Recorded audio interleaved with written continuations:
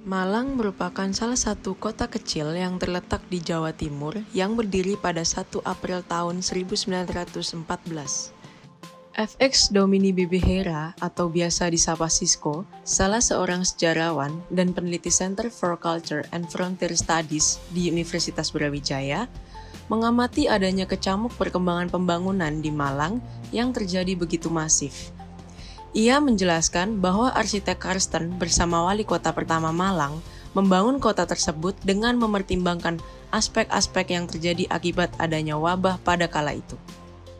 Kampung Kayu Tangan merupakan salah satu kampung proyek penataan kota yang dibuat oleh pemerintah kolonial untuk memberantas pes. Di sana juga dibangun kamar air untuk mengontrol debit air agar pengendalian habitat tikus-tikus bisa ditangani. Wabah pes yang terjadi pada tahun 1911 sampai 1916 membuat pemerintah kolonial mendirikan program perbaikan kampung dan mengganti rumah. Hal ini dilakukan dengan memperbaiki jalur air dan juga mengatur aspek lain yang berhubungan dengan sanitasi.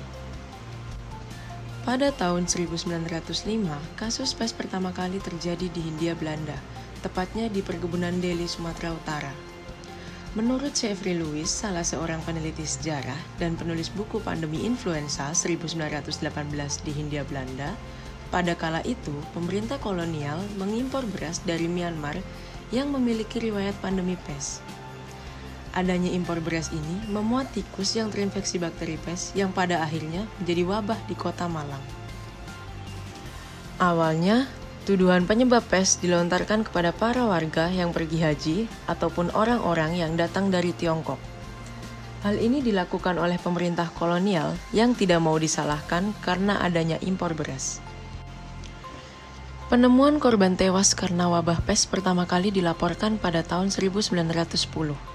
Pada akhir Maret, seorang dokter mengirimkan sampel darah dari pasien di Malang ke laboratorium medis di Weltevreden, Batavia. Dari hasil pemeriksaan, ditemukan bakteri pes dalam sampel darah tersebut. Awalnya, pemerintah kolonial menghiraukan adanya wabah pes hingga akhirnya mereka terkejut melihat korban pes yang mencapai 2.000-an orang di tahun 1911. Pada pandemi ini, banyak sekali korban yang juga tewas akibat adanya percobaan vaksin-vaksin baru. Sedangkan vaksin pes sendiri baru ditemukan pada tahun 1934 oleh seorang pemain bola yang juga merupakan dokter yang bernama Lou Otten. Menurut Jeffrey, cara penyampaian pesan oleh pemerintah kepada masyarakat di kala pandemi saat ini sama dengan kala itu. Banyak masyarakat yang tidak memahami istilah yang digunakan pemerintah pada kala pandemi COVID-19 saat ini. Contohnya, penggunaan istilah social distancing dan lockdown. Adanya pandemi COVID-19 dianggap mengulang sejarah pandemi pes pada masa Hindia Belanda. Pada saat pandemi pes terjadi, pemerintah Hindia Belanda juga menjalankan aturan isolasi atau karantina kota. Namun praktiknya, pemerintah kolonial menjalankannya dengan tidak serius. Hal ini sama seperti masa pandemi COVID-19. Pada kampung yang warganya terjangkit pes, maka akan dipindahkan ke barak khusus agar penghuninya tidak bisa semudah itu untuk keluar.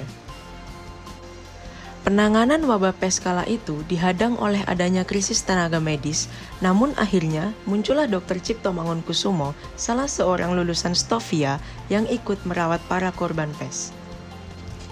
Pemerintah Hindia Belanda memiliki The Kampung Vertebrering dengan program 1,5 juta rumah layak huni untuk masyarakat miskin. Prosesnya, pemerintah akan membongkar rumah-rumah warga yang terbuat dari kayu dan gedek lalu membakarnya. Setelah itu, para penghuni akan dipindahkan ke barak sembari menunggu rumah bantuan selesai. Namun, adanya hal ini membuat rakyat dibebani dengan biaya cicilan rumah baru.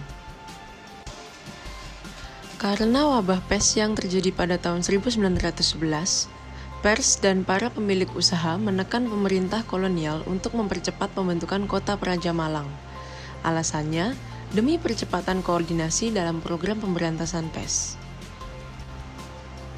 Sisko mengatakan bahwa adanya pandemi tidak pernah diingat oleh masyarakat. Perlu adanya monumen fisik untuk mengingatkan kita bahwa kita juga pernah menghadapi pandemi di masa lampau. Sebuah pesan penting harus disampaikan di balik suatu simbol mengenai bahaya pandemi yang dapat menyerang kita di masa yang akan datang. Namun nyatanya sampai hari ini, di daerah Indonesia mana yang ada monumen pengingat pandemi yang memakan beribu-ribu korban pada masa silam?